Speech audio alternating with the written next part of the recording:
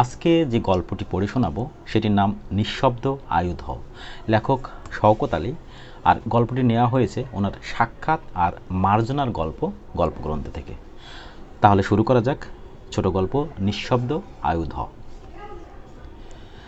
রাস্তাটুকু হাঁটলে পর আর বাতি নেই, কিন্তু চাঁদের আলো আছে।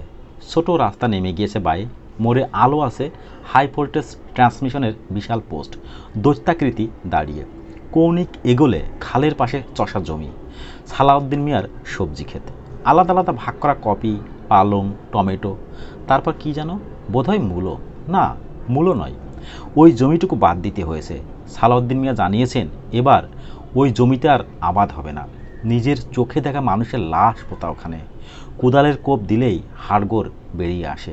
তাই ওই জায়গাটুকু ফাঁকা, শুধু দেখে ঘন ঘাসে শিশির জমে আছে। কপির চারাগুলোও সাদা। পথটুকু হাঁটতে নিঃসঙ্গ লাগে। জ্যোৎস্না আলোকিত রাত আর সামনে বিল, যেন জীবন থেকে আলাদা হয়ে ক্রমে শূন্যতার দিকে যাওয়া কাফনের কাপড়ের মতো সাদা জ্যোৎস্না দেখে আর গুনগুন করে গান গেয়ে ওঠে মনের ভেতরে। দূরে কোথায় ট্রাকের ভেপু বাজছে, ডাইনে বায়ে তাকাতে হয় তখন। এই এক বদভ্যাস হয়ে গেছে। নিঃসঙ্গ আর নির্জন হলেই শরীর আপনা থেকে সজাগ হয়ে ওঠে। ডাইনে বায়ে তাকাতে হয়, এর নাম বোধহয় রিফ্লেক্স।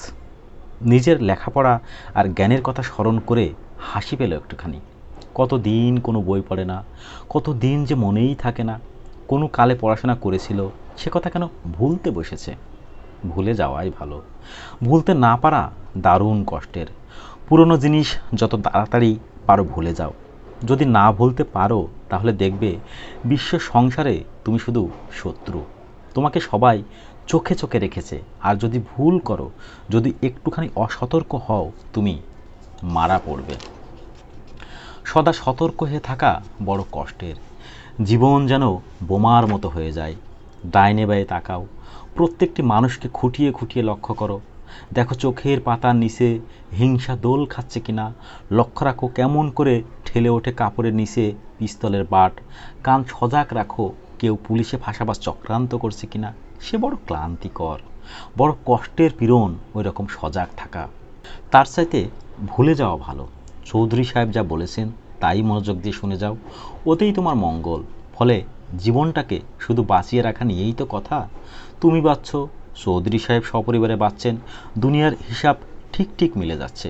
কিন্তু যদি তোমার ইচ্ছের কথা ভাবো, যদি বাসনার কথা, স্মৃতির কথা, ভালোবাসার কথা, সাধের কথা উঠে আসে, তাহলে সে বড় বিপজ্জনক। শোনো হায়দার, আনসার আলী ওরফে কাশেম আলী মাস্টারকে বলে দিয়েছি, যা হবার হয়ে গেছে। পুরনো কথার জের টেনে কোনো লাভ নেই। ভিন্ন পরিস্থিতি ছিল তখনকার ঘটনা আলাদা, আর এখনকার ঘটনা আলাদা। ওইসব চিন্তা করে কী লাভ? তুমি কি আর ওইসব দিন ফিরে পাবে? হায়দার তখন অস্থির হয়ে উঠেছিল। শপথ নিয়ে প্রতিজ্ঞা করেছিল, বলেছিল আমি এর প্রতিশোধ নেব। কিন্তু ওই বলা পর্যন্তই। কাশেম আলী মাস্টার ভারী বিব্রত হয়েছিলেন হায়দারের কথায়। আজ নয়, সেদিন ঢাকায় ফিরে এসে যেদিন শাহেদের বাসায় প্রথম এসেছিল, সেদিন বলেছিলেন, তুমি ভেবে দেখো কথাটা, প্রতিশোধ মানে তো মৃত্যু। মৃত্যু তো ভারী সোজা ব্যাপার। তোমার কাছে পিস্তল আছে, গুলি আছে, সোজা চলে যাও। আনসার আলীর বড় ভাই আছে, স্ত্রী আছে, দুটি বাচ্চা আছে। যাকে পাও তার বুকে গুলি বসিয়ে দিলেই তো মৃত্যু হয়ে গেল। কিন্তু তাতে কি লাভ? কি পাবে তুমি? মাস্টারের কথায় মনে হচ্ছিল বুড়ো নীতিবাক্য শোনাচ্ছে। তার কথা মনে হচ্ছিল চতুর ভণ্ডামিতে ভর্তি যত সব বাজে কথা। কিন্তু সয়ে গেছে সব, সব সয়ে যায় বোধ হয়। কাশেম আলী মাস্টার সাহেবের যেমন সয়ে গেছে সব। এখন শুধু একটি বিধবা মেয়ে আর তার কচি ছেলেটি সাহেদের বাসায় অবশিষ্ট ঘরে আশ্রয় নিয়েছিল। যদি নিজের ঘরটা মেরামত করতে পারেন তখন নিজের ঘরে উঠে যাবেন, আর যদি না পারেন ততদিন ওই ঘরেই থাকবেন। সাহেদের আত্মীয় স্বজন তো কলকাতায় থাকে, ওরা কেউ এলে না হয় তখন দেখা যাবে। চৌধুরী সাহেব এই ব্যবস্থাটুকুই তখন করতে পেরেছিলেন, আর ওই ব্যবস্থা মেনেও নিয়েছেন মাস্টার সাহেব। না মেনে উপায় কি? ওই ব্যবস্থা মেনে নিয়েছেন বলেই বোধহয় হায়দারকে বলেছিলেন, পুরনো কথা ভুলে যাও, পুরনো জের টেনে শুধু কষ্ট। হায়দার শেষ পর্যন্ত মেনে নিয়েছে। প্রথমে কষ্ট হয়েছিল। সাহেদের বাড়ির সামনে দাঁড়িয়ে দেখছিল সামনে বড় ঘরটার দেওয়াল খাড়া আছে, শুধু দরজা জানালা নেই, টিনের চালা ছিল উপরে, টিনগুলো লোপাট, দেওয়ালের সঙ্গে লাগানো সিলিংয়ের ধ্বংস হওয়া কাঠ বেরিয়ে আছে। রাস্তায় তখন ছেলেদের উল্লাস, ঊর্ধ্বমুখী রাইফেল আর SLR-এর বিজয়ধ্বনিতে কান পাতা দায়।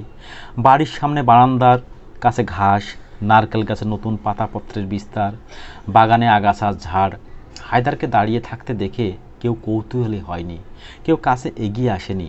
হাতের SMG-টাকে ভারী দুর্ভার মনে হচ্ছিল তখন।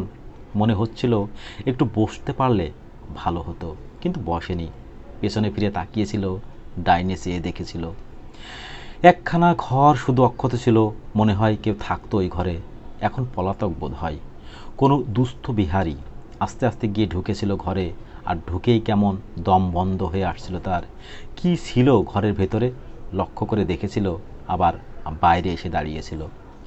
অদূরে তখন আবার গোলাগুলির শব্দ আসছিল, বিজয় উল্লাস নয়, গোপন শত্রুর আঘাত আনার শব্দ। মোহাম্মদপুরে ভেতরের দিকে গুলি হয়েছিল। একখানা জিপ চলে গেল ওই শব্দের দিকে। প্লাটুন কমান্ডার হায়দার তখনও বিভ্রান্ত। রুকুর কথা মনে পড়ছিল ফিরে ফিরে। রুকুর চোখ, চুলের গন্ধ, জ্যোৎস্নার আলোকিত মুখ থেকে থেকে মনে পড়ছিল। ক্যাম্পে থাকতেই খবরটা পেয়েছিল সেই মে মাসেই। শাহেদ নেই, ওদের বাড়িটা জ্বালিয়ে দিয়েছে। কিন্তু আর সবাই কোথায় তা তো বলল না। শাহেদদের ওই পরিণতি হবে ভাবা যায় না। এত কিছু জানা ছিল ওর। রাজনীতি বুঝতো শত্রুর আক্রমণের ধারা কী হবে।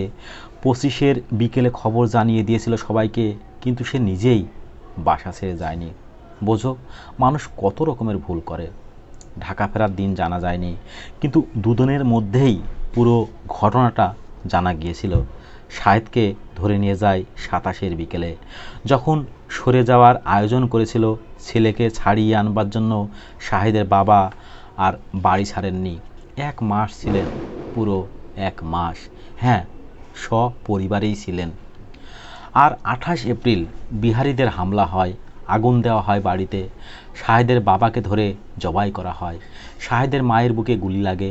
বাচ্চা ছেলে টুটুল বেয়োনেটের খোঁচায় প্রাণ দেয়। আর রুকু, শাহেদের বোন রুকুর কি হলো? শাহেদের বোন পালিয়ে বড় রাস্তায় উঠেছিল, আর সেখান থেকে তাকে আনসার আলী গাড়িতে তুলে নিয়ে চলে যায়। তারপর আবার কি? আনসার আলীর আশ্রয় ছিল শাহেদের বোন। তার পরের খবর আনসার আলী বলতে পারবে। শান্তি কমিটির মাতবর আনসার আলী তো ফেরার, কিন্তু ওর বাড়ির লোকজন আর সবাই গেল কোথায়? ছুটে গিয়েছিল হায়দার।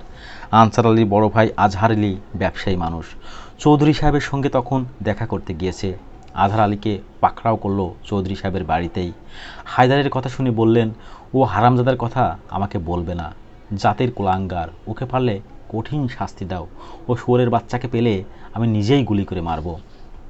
আসল কথা বলুন, শাহেদের বোন রুকু কোথায়? ধমকিয়েছিল হায়দার। রুকু মানে শাহেদ, আমজাদ সাহেবের ছেলে। তা মেয়েটিকে তো ও আশ্রয় দিয়েছিল, শুনেছিলাম বিয়েও করেছিল। বিয়ে করে আমাদের পুরনো বাড়িতে রাখতো, তারপর তো আর কিছু শুনিনি। আমি ও শুয়োরের মুখ দর্শন করতাম নাকি কখনো? আজহার আলী চেপে গিয়েছিল, কিন্তু আজহার আলীর মেয়ে জানাতে ভুল করেনি। রুকু মে মাসে সুইসাইড করে। কেন সুইসাইড করে? আজহার আলীর কিশোরী মেয়ের মুখ আত্মগ্লানিতে নীল দেখেছিল। কেন জানেন না? মেয়েরা কখন আত্মহত্যা করে? আজহার আলীর মুখের দিকে তাকিয়ে বিচিত্র অনুভূতি জেগেছিল। মেয়েটির মনে গ্লানি নিজের পারিবারিক পরিচয়ের জন্য, কিন্তু সেই সঙ্গে সবার জন্য ঘৃণা, আবার ক্রোধ। মেয়েটি শুধু বলেছিল সবাই দোষী, এখানে যারা ছিল তারা সবাই, আনসার, মা ও যারা নিজেরা সাক্ষী সবাই। মেয়েটার চোখে পানি দেখে বিভ্রান্ত হয়ে ফিরে আসতে হয়েছিল হায়দারকে। ভেবেছিল আজহার আলীর বাড়িতে যাবে, সেখানে তার স্ত্রী, ছেলে মেয়ে সবাইকে এক লাইনে দাঁড় করিয়ে গুলি করে মারবে। কিন্তু আজহার আলীর মেয়ের আত্মগ্লানিতে মাখা মুখ দেখে তার প্রতিজ্ঞা আর থাকেনি। মেয়েটিকে মনে হয়েছিল নিষ্পাপ, মনে হয়েছিল পাপ সবাইকে পরাজিত করতে পারে না। আরও অদ্ভুত, তখন কেমন যেন মনে হয়েছিল রুকুর সঙ্গে মেয়েটির চেহারার ভারী মিল রয়েছে। ওই যে প্রতিজ্ঞা থেকে বিচলিত হয়ে যাওয়া, ওইখান থেকেই মানিয়ে চলার সূত্রপাত। তখন থেকে শুরু হয়েছে আনসার আলীকে খোঁজা। কয়েক মাস ধরে খুঁজে ফিরছে সে আনসার আলীকে, চোখের রেখিতে রাখছে তার বাড়িটাকে, কিন্তু আনসার আলী আর আসে না। মাঝে মাঝে খবর পাই আনসার আলী বাড়িতে আসবে, কিন্তু আসে না। চৌধুরী সাহেব বলে রেখেছেন ওকে ধরিয়ে দেব আমি, ওর শাস্তি ফাঁসি, কিন্তু ওই বলা পর্যন্তই, আর কিছু করেননি। একদিকে পার্টির কাজ, রিলিফের কাজ, আবার অন্যদিকে ব্যবসার কাজ, যে কাজে হায়দার নিজেও তার পার্টনার। ব্যবসায়ের ব্যাপারটাও ওই চৌধুরী সাহেবের পরামর্শেই হয়েছে। চাকরির খোঁজখবর করতে যাবার মুখে একদিন ধরে বসলো, চাকরি কেন, চাকরি দিয়ে কি হবে? তোমার মতো ছেলে চাকরির জোয়ালে বাধা থাকলে দেশের কাজকর্ম কে করবে? কাজ করো। কি কাজ? হায়দার শুধিয়েছে। কাজের কি শেষ আছে? ইন্ডাস্ট্রিতে যেতে হবে, এক্সপোর্ট ইম্পোর্ট যাওয়ার দরকার, যত তাড়াতাড়ি হয় দেশকে সলিড ইকোনমি ফুডিং দিতে হবে। চৌধুরী সাহেবের ভণ্ডামি অবশ্য তখন আর গোপন থাকেনি। বোঝা গিয়েছিল অর্থোপার্জনে অনেক গোপন পথ খুলতে চান চৌধুরী সাহেব, কিন্তু বুঝেও হায়দার কেন বুঝতে চায়নি। মানিয়ে চলতে চেয়েছে শুধু, মানিয়ে চলা লোভের জন্যে। লোভ ছিল হায়দারের, কোথায় যে লোভ ছিল বলতে পারে না, কিন্তু ছিল গোপনে কোথাও, ছিল বোধহয় তার স্বপ্নে আর জাগরণের মাঝখানে। লোভ ছিল তাচ্ছিল্য আর অবজ্ঞার ঠিক উল্টো দিকে। কিংবা এমনও হতে পারে, ব্যাংক লুট করার পর টাকাগুলো হেলা ভরে সঙ্গীদের কাছে ফেলে যাওয়ার সময় যখন দুশ্চিন্তা হয়েছিল, লোভের জন্ম বোধহয় সেই মুহূর্ত থেকেই। কয়েক হাজার টাকার নোটের বান্ডিলগুলোর জন্য যে চিন্তা হতো, সেটাই বা লোভ ছাড়া আর অন্য কি? চিন্তায়, স্বপ্নে, সাধে লোভ লেবে আছে দূরপেনেও কালির মতো। আর সে জন্যই ব্যবসায় নামা, সেজন্যই পারমিট বার করা, লাটকে লাট মাল ছড়িয়ে রাখা নিরাপদ জায়গায়, তারপর সুযোগ বুঝে আবার বার করে দেওয়া। ভারী মজার খেলা যেন। চৌধুরী সাহেবের সব কাজ না, চৌধুরী সাহেবও একা নন, সঙ্গে আজহার আলীও আছে। টাকা খাটাচ্ছে আজহার আলী, কিন্তু মুনাফা মুনাফা অন্যের কীরকম হচ্ছে হায়দার জানে না। কথাবার্তা লেনদেন কারা করে সেসবও তার অজানা। তবে 2-3 দিনের মধ্যে হায়দার 5,000, 10,000ই চেক পেয়ে যাচ্ছে। ভেলকিবাজি বলে বলে মনে হয় এক এক সময়। আর এই হলো মেনে নেওয়া। লোভ, স্বাদ, স্বপ্ন, আশা বড় কাছাকাছি জিনিস সব। একের সঙ্গে আরেকের সম্পর্ক, নতুন থেকে নতুনতর সম্পর্কের ভিতরে জড়িয়ে যাওয়া। সম্পর্ক কি একটা? শুধু কি ব্যবসায়ে? আজহার আলী পার্টিতে ঢুকে পড়েছে। চৌধুরী সাহেবের বড় পেয়ারের লোককে বসানো। আনসার আলীর কথাও আজকাল আলোচনায় ওঠে। আজহার আলী চোখের কোণে তাকিয়ে দেখে তখন হায়দারকে। চৌধুরী সাহেব শুধু বলেন, আর কতদিন তাকে রক্ষা করবে তার পার্টি? আনসার আলী শোনা যায় নতুন পার্টিতে ঢুকেছে, তাকে পাহারায় রাখা হয়। কোথাও গিয়ে তার ক্ষতি করবে এমন বুকের পাটা হয়নি কারও। কিন্তু চৌধুরী সাহেব তবু বলেন, কতদিন আর ঘরে থাকবে? একদিন না একদিন বাচাধনকে বেরোতেই হবে। হায়দারকে শোনানোর জন্য এসব কথা বলেনি কিনা বোঝা যায় না, অন্তত হায়দার বুঝতে পারে না। তবে মনে হয় আনসার আলীকে বাঁচানোর জন্য উপায় বার করা হচ্ছে, এবং ওই কাজে শুধু আজহার আলী ব্যস্ত নয়, চৌধুরী সাহেবও এখন উদ্যোগী হয়ে উঠেছেন। আর এসবই হায়দার আলীর চোখের সামনে ঘটে যাচ্ছে। আসলে বোধহয় লোভ একেই বলে, এরই নাম আপোষ। এক ধাপ করে এগিয়ে যাওয়া, অনিশ্চয় হোক, অনাগ্রহ হোক, তবু হাত মেলানো, অস্তিত্বের মর্মমূলে কোথায় কোনো এক জায়গা থেকে মিলিত হয়ে যাওয়া। বিশ্বাস হোক, স্বপ্ন হোক, ভালোবাসা হোক, কিংবা ঈশ্বর, সব কিছু ছেড়ে যাওয়া, কিন্তু ছেড়ে গিয়ে শেষে কোথায় দাঁড়ানো হায়দার জানে না, বলা যায় না। শেষ পর্যন্ত দাঁড়াবার ভিত্তিভূমিটার কোথায় তাকে পাওয়া যাবে? নিঃসঙ্গতা বড্ড বাজে জিনিস। ওই ক্যাম্প লাইফ থেকে দেখে আসছে হায়দার। একাকী যখন অ্যাম্বুশে বসে থাকতো শত্রুর অপেক্ষায়, তখন রাজ্যের যত চিন্তা ভিড় করতো মগজে। একেবারে ভিন্ন প্রসঙ্গের ব্যাপার সেসব। আদৌ যুদ্ধের সঙ্গে, প্রতিহিংসার সঙ্গে অথবা বিপ্লবের সঙ্গে সম্পর্কিত চিন্তা নয় সেসব। কিন্তু মজা হলো, এরকম আজব সব চিন্তা গজাতো তখন মাথায়। বাংকারে একাকী হলে ওইসব অভিজ্ঞতা হয়েছে। আসলে একাকী হওয়ার অর্থই হচ্ছে স্মৃতির কাছে চলে যাওয়া, নিজের মুখোমুখি দাঁড়ানো, নাকি যা করছে তাই ঠিক। একবার মনে হয় জীবন আসলে এরকমই, সব কিছুর সঙ্গে মানিয়ে চলা। এটাই বোধহয় ভেতরকার প্যাটার্ন। যত কিছুই করো ঘুরে ফিরে ওই সামঞ্জস্য আর মানিয়ে চলার ছকে বাধা পড়তেই হবে। শুধু ভুলে যাওয়া পুরনোকে, স্মৃতিকে, বিশ্বাসকে। ভালোবাসা, হায় রে মানুষ অপরকে ভালোবাসে। হায়দার, তোমার কি কোনো পবিত্র ভালোবাসা হয়নি? কলকাতায় মেয়েটি যে তোমাকে হোটেলে নিয়ে গিয়েছিল, তখন মেয়েটির শরীর ভোগ করার সময় রুকু স্মৃতি এসেছিল মনে? সেই স্মৃতি কি শরীরের ছবি নাকি সুখের? বুকে হাত দিয়ে বলো হে, সোজাসুজি বলো, রুকুর শরীরই তোমার প্রথম অভিজ্ঞতা বলেই কি তার কথা মনে হচ্ছিল রমণ কর্মের মুহূর্তে? বলো হে হায়দার। হায়দার নিঃসঙ্গ রাস্তায় এতক্ষণ পর গালাগাল দিল নিজেকে, আমি শালা বাস্টার্ড সুসো। আসলে আনসার আলীর বাড়িতে মাল পাহারা দিতে চলেছি বলেই এত সব দরদ উতলে উঠছে মনের ভেতরে।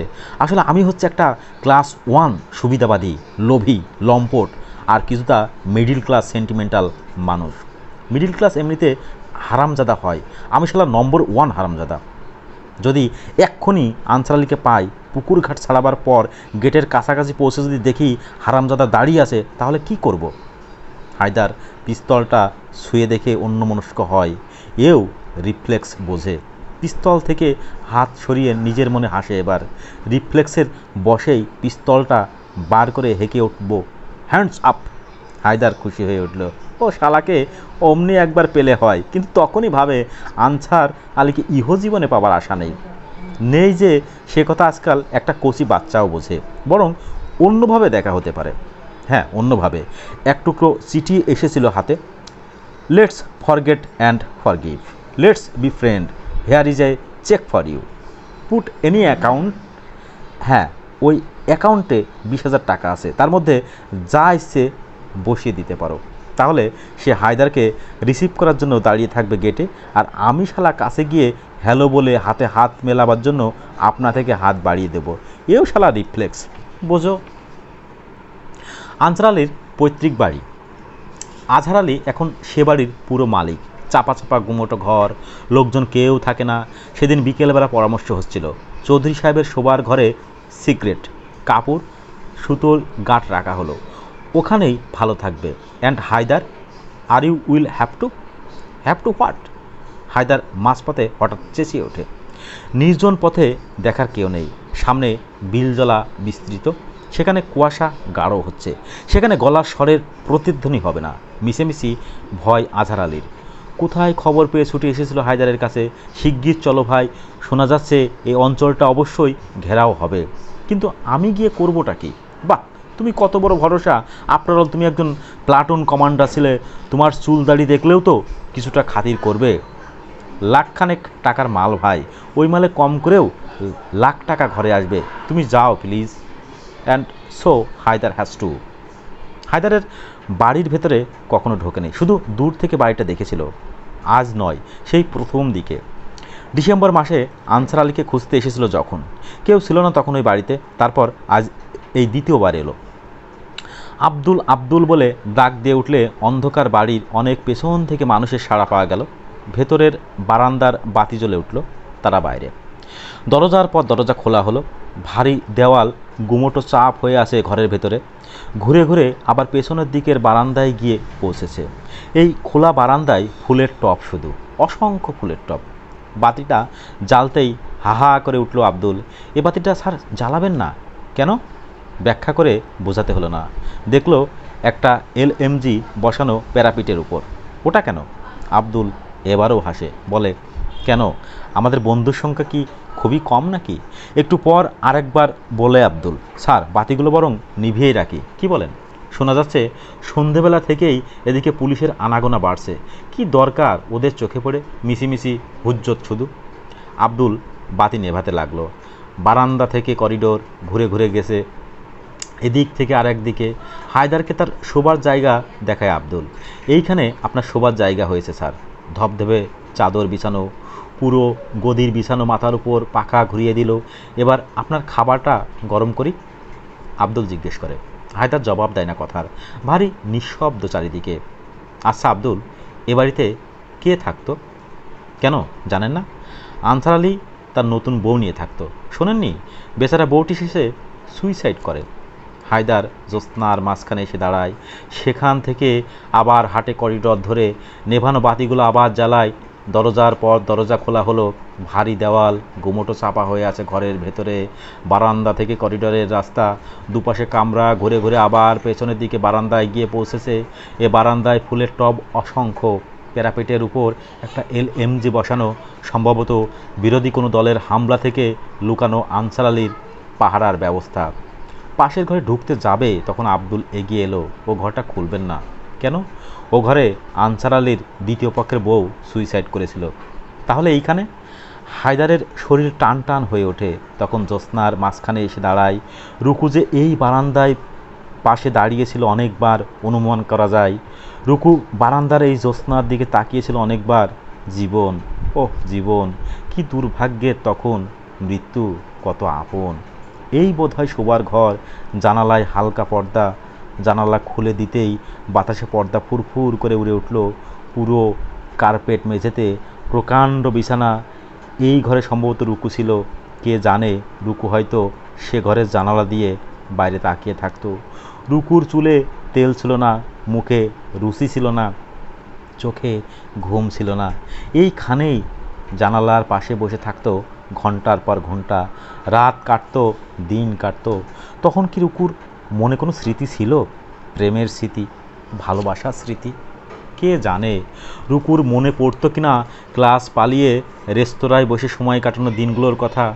কে জানে রুকুর স্মৃতিতে কবিতার লাইন ছিল কিনা, গানের সুর কাঁপতো কিনা, মনে পড়তো কিনা তার কৈশোরের স্কুলে যাওয়া দিনগুলোর কথা? কে বলবে রুকুর কি ভাবনা ছিল তখন? এই বোধহয় বসার ঘর। হায়দার চারিদিকে তাকিয়ে দেখে divan, sofa set, TV, radio সব সাজানো। শোকেজে একটা বেড়ালের গলায় কেমন ঘন্টি বাঁধা। ওই বেড়ালটার দিকে তাকিয়ে ছেলেবেলার কোনো প্রিয় পুতুলের কথা কি কখনো মনে এসেছিল? কে জানে। আর এটাও বোধহয় শোবার ঘর। নাকি এইখানে আনসার আলী ধরে আনতো রুকুকে, এখানে এই বিছানার উপর? সেই মুহূর্তে কি রুকু চিৎকার করতো? যেদিন বিয়ের সাজে রুকুকে সাজানো হয়েছিল, বিছানায় জোর করার সময় কি রুকুর মুখে অভিশাপ উচ্চারিত হয়েছিল? কে সাজিয়েছিল রুকুকে সেদিন? রুকু কি? আর তখন যখন তার শরীরটাকে উলঙ্গ করা হয়েছিল, কার কথা স্মরণ করেছিল রুকু? ঈশ্বরকে ডেকেছিল কি? দিনের পর দিন স্বপ্ন, অতীত, স্মৃতি সব কিছু থেকে রুকুকে কি ছিঁড়ে আলাদা করে নেওয়া হচ্ছিল? বিশ্বাস, প্রেম, জীবন, কি অর্থ এসবের? রুকুর কি জিজ্ঞেস করতে ইচ্ছে করতো? পরিচিত আলো, আধার, জ্যোৎস্না, দৃশ্য বলে সব কিছু কি তার চেতনায় ধরা পড়তো তখন? কথা বলেছিল তখন রুকু? কি কথা বলেছিল জানে কেউ? আব্দুল বলতে পারে না। কি ছিল তখন রুকুর দু চোখে? কি ছিল কুণ্ডলী দৃষ্টিতে? নিঃস্ব করা বিবর্ণ ধূসর, নাকি ছিল ধূমায়িত লেলিহান অগ্নিশিখা? আর বাবা ভাইয়ের রক্তাক্ত ছিন্ন মুন্ডু। দিগন্ত প্রসারিত দৃষ্টিতে কি ছিল? শুধুই ঠিক ঠিক আগুন। কে বলবে? হায়, কে বলবে? হায়দারের তখন কষ্ট হয়।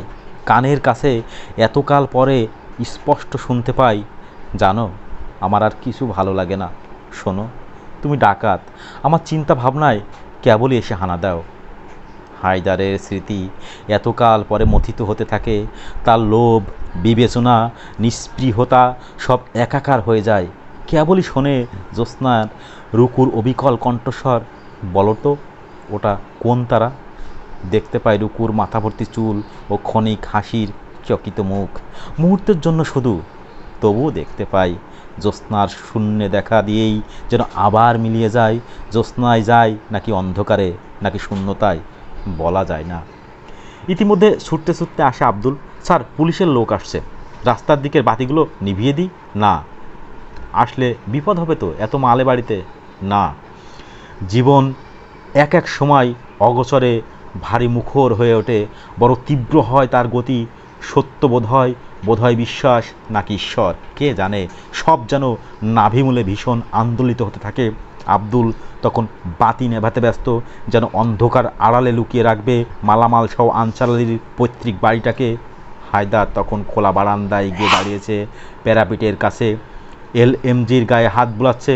বড় আপন কঠিন ইস্পাতের এই শীতল অনুভূতি ভারী অবলীলাক্রমে সে বন্দুকের নল ঊর্ধ্বমুখী করে এবং জ্যোৎস্নাকে লক্ষ্য করে, নাকি নিজেকে নাকি পাপকে নিঃশব্দ চলাচলে ছিন্ন ভিন্ন করে একটানা গুলির শব্দ করতে থাকে।